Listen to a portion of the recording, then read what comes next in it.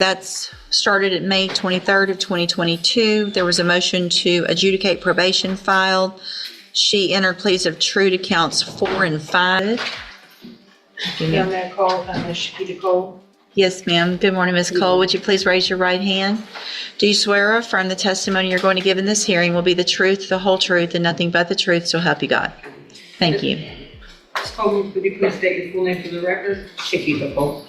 How are you employed? I'm employed at Jackson County Adult Probation. And as an adult probation officer, is it your responsibility to supervise an individual on this probation by the name of Devin Atkins? Yes. Do you see Ms. Atkins in the courtroom here today? Yes. Can you point to her identifier? Right here in the blue jumpsuit. Your amended record reflect Ms. Cole has identified your probationer Devin Atkins. Record will so reflect. And Ms. Printing. Cole, as with every probationer, when they are placed on the court's probation, are they given the rules and restrictions placed upon them and what they're supposed to do to follow the course order? Yes. And each one of those in detail is gone over with them so that they understand everything that they're required to do. Right? Yes. Was Ms. Atkins so advised? Yes. At her intake? She was advised at her intake and at a TTM at the Melton Center in person. Okay, and describe for the court what a TTM is. A treatment team meeting. Okay, so in your opinion, Ms. Cole, as her probation officer, was Ms. Atkins fully apprised and aware of what she was required to do on probation? Yes. And were in fact a majority of those things intended to help her? Yes. Was she advised that she was to report to the Community Supervision Department when directed by yourself and the court? Yes. And did Ms. Atkins, based on your review of the file, fail to do that in violation of her probation order? Yes. Did you address that with her and inform her it is important to report if you have something come up you need to let me know? Yes. And did she do that? No. Was Ms. Atkins, as a condition of said probation, ordered to perform community supervision hours? Yes.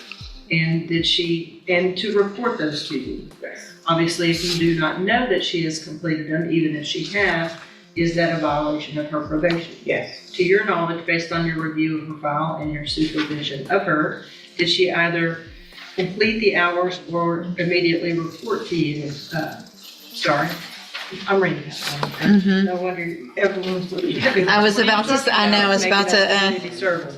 Well, that is in fact a condition of probation, right?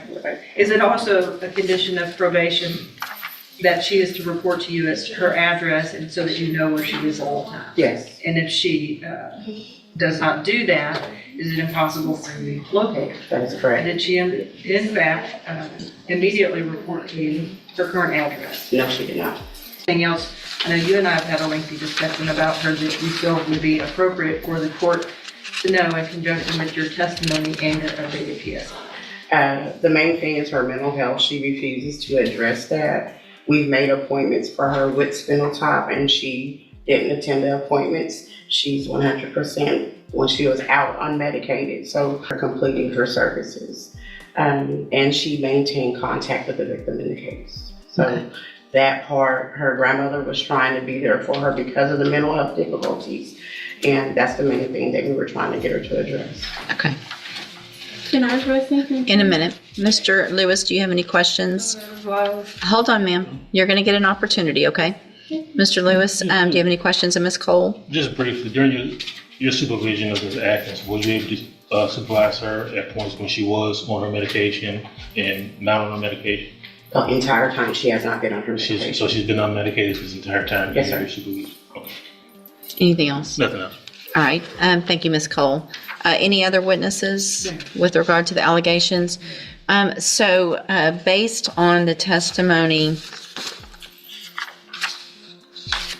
Unless I may ask, Ms. Cole, Judge, Yeah. and you stated that earlier, Ms. Evelyn Thibodeau, I believe that is her grandmother, correct? Yes, definitely. hold on, ma'am.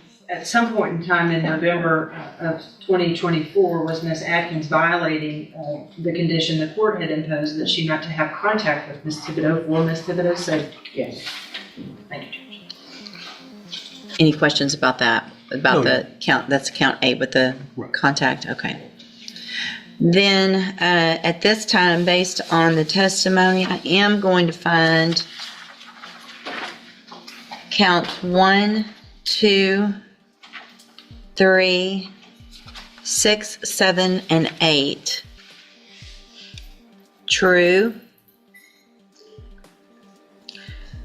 Again, there were pleas of true to counts 4 and 5 previously. I've received an updated pre-sentence report. Has everyone had an opportunity to review that report? Yes, ma'am, Judge. Any additions or corrections to that report? No, from the defense, Judge. Nothing from the state, Your Honor, unless Ms. Cole has something to add. Do you have anything to add that's not already in your report? No. So the main thing I want to make sure, Ms. Cole, I have a notation here to ask is, you guys were aware of mental health issues and had opportunities for Ms. Atkins to participate in mental health services. Is that correct? I made the appointments myself for her. Okay. All right. Argument, Mr. Lewis? Well, Judge, I think definitely from the updated PSI we have, as well as I think there was some issues from the jail. If you look at those issues and activity, I think that goes directly to her mental health state. Unfortunately, she has not been on a mental health caseload. I think that definitely would benefit her, as well as, being able to take advantage of any services that spinal tap MHMR may have, or any programs that probation deems appropriate for her. I have had conversations with her, and meaningful conversations with her, where she has addressed to me her desire to take advantage of those activities if those available to me. She did understand that she had the Safe P opportunity that didn't go well, but I don't think the mental health issues were addressed, mainly just substance abuse at that point. I think if we can get a handle on that or get some work done. Patients. Well, it sounds like you had appointments that you missed that Ms. Cole made for you. Did she go to regular Safe P or special? No. Hold on. Special needs. So she's already been to special needs Okay. Safe P. So that was a whole 6 months plus aftercare of drug and mental health help. So Ms. Atkins, the problem is you're being given all the opportunities. Yeah, but like I said, I don't know if I told you, I had an appointment in Port Arthur because I cannot get into Bowman. They're not taking new patients.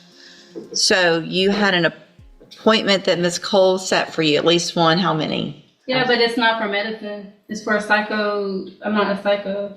I don't have those problems. I mean, some people do that. I don't know. Well, you obviously we don't know what you need because you won't even go do the evaluation. That it sounds like you haven't been on medication that would be what? Evaluation where? At Spinal Top. That's what I'm telling you. That's not, I don't have that. I'm not a psychopath. That is for. It's psychopath. Nobody's saying you're a psychopath, but you That's have. what it's called past program. I'm not a psychopath. That's what I'm That's not what it's called, and that's not the reason it's called that. Okay, if you had gone to your appointment and talked to them, then you would know what that was for, and you would know that it was meant to help you so that you could get on medication, stabilize, and not have the issues that you've been having. I'm going to find that you previously entered your. I'm sorry, Ms. Malfino. Did you have anything to add? No, Judge, I think that from my conversation with Ms. Cole, she's been gracious enough to offer to continue to work with her because I think she clearly sees the mental health issues. But as you can see, what Ms. Cole has been having to deal with is how the court has had to deal with Ms. Atkins today, and it's been kind of just this runaround circle. Well, and in addition, I am going to find judicial notice of the court's file. Ms. Atkins was evaluated for competency to stand trial not that long ago. I think it was in January of this year. And I have that report. And the finding is that Ms. Atkins is competent, understands the nature of the proceedings, and is then just really making a choice not to follow through with what programs have been given to you, Ms. Atkins, to try to help you. So at this time, any recommendation as far as, I have one more thing to say. okay? She is not giving me the information needed to follow up with those type of things. Okay, well, I don't She doesn't believe have you. them. I don't believe you. You don't Ms. believe- Cole would never say, go do something and not tell you where to go or help you get there. No, she says she does not have a list of the community service. And it's a serious case. And so I got to protect society, unfortunately, because you're not choosing to do the things I that, was gonna die, so I really didn't have much of a choice. Okay. It's my life in jeopardy. I'm going to find that you entered your pleas of true to counts 4 and 5 freely and voluntarily. Again, I'm finding counts 1, 2, 3, 6, 7, and 8 true. Find sufficient evidence to find you guilty, and at this time, find you guilty. Drug test. Don't talk I would over. like to look over. I'm about to sentence you to prison, and how you keep talking over me is about to start adding years onto that. Stop talking. It's just going to get worse. Do you understand? Okay. I'm going to find sufficient evidence to find you guilty, and at this time, I'm finding you guilty of injury to an elderly individual. Sentence you to a term of 5 years in the institutional division of the Texas Department. You will receive credit. You will receive credit on that sentence for any time that you've been in custody that the law gives you the right to receive. No. I'm telling, like, she thought, like, I could not get up there. I'm going to hand you the trial court certification that shows this I would was like to speak to a detective. this was not an agreement, and so you waived your right to said appeal. had I need you to hospital sign rights. that I with gave you her. hospital papers. I gave her everything. I'm also I had handed a you. doctor's appointment and everything. That's what I'm I've got telling you. 5 more years that I could add on to that. Oh, man. I can give you up to 10. Have 'em. You need to stop talking so I can finish what I need to do, okay?